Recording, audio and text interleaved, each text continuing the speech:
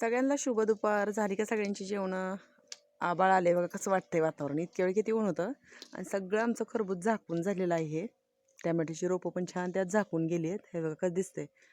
मी जायच्या त्या दिवशी 7 दोरे झालं झाकून आणि आता पूर्ण काल सगळं झाकून घेतलंय. मी गेले ते काल छान असा आमचा गटाचा कार्यक्रम होता त्याच्यासाठी. तर आमचा गटाचा नंबर आलेला आहे तालुक्यात, म्हणजे आमच्या बार्शी तालुक्यात पहिला नंबर आला आहे आमच्या महिला गटाचा. तर छान दुपारचं आजचं जेवण बघा. इकडे छान आत्यानी भेंडी केली आहे परतून, चपात्या, भाकरी. पोरं गेलेत पोहण्यासाठी, हे गेलेत पोरांना घेऊन. आमच्या पोरांना पोहायला शिकायचे. मी घेतली थोडीशी जवस चटणी, शेंगदाणा, इकडे भेंडीची भाजी, थोडंसं फरसाण घेतलंय. आत्याने काय केलं तिकडे इडलीसाठी भिजत घातलंय उडदाची डाळ आणि हे तांदूळ.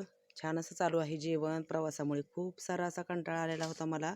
2 दिवस जरा खूप जागरण झालेलं आहे.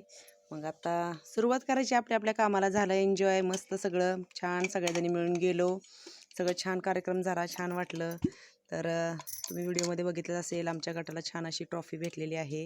तर या सगळ्यांनी दुपारचं रानातलं मस्त असं जेवण करायला.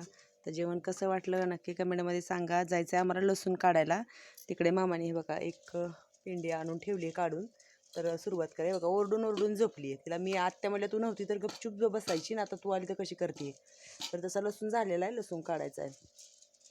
तर या सगळ्यांनी छान असं रानातलं जेवण करायला मस्त असं